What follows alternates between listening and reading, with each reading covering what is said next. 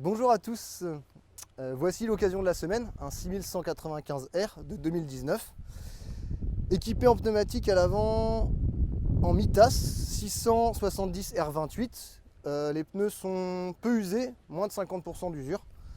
À l'arrière, les pneumatiques sont aussi de marque Mitas en 650-75 R42, un peu plus usés qu'à l'avant, mais moins de 60% d'usure, je dirais, donc ils peuvent encore faire un petit peu. Le tracteur est équipé d'un relevage avant pour les outils, d'un pont suspendu TLS, donc le pont suspendu de John Deere.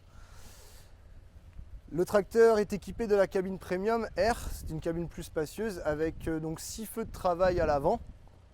Voilà. Le tracteur est équipé de l'AdiBlue, donc ce qui est maintenant nécessaire et obligatoire sur les tracteurs. Et étant de 2019, voilà, il a de l'AdiBlue. On passe à l'arrière. Donc le tracteur est équipé de 4 feux de travail qui donnent sur l'arrière, enfin 6 avec les 2 d'en bas au-dessus des ailes et 2 sur les côtés, 2 latéraux. Voilà. En ce qui concerne l'arrière, donc le tracteur a 4 distributeurs double effet qu'on peut voir ici.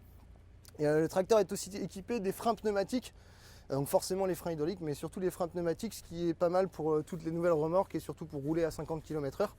Donc très pratique pour le transport de marchandises.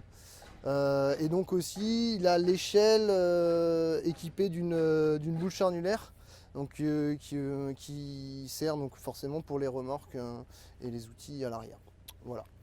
Et enfin, le tracteur est équipé des commandes de relevage sur les garde-boue à l'arrière. Voilà.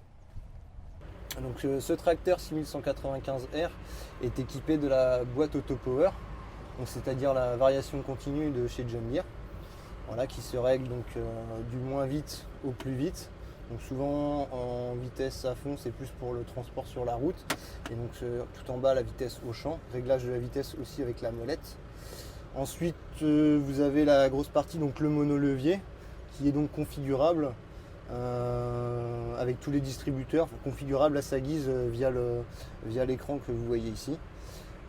Sinon, en ce qui concerne le tracteur et ses options, donc comme je le disais avant, frein pneumatique et toutes les options de confort, donc radio, climatisation automatique, gestion des feux et de la radio, de la clim, tout ça à partir du commande arme.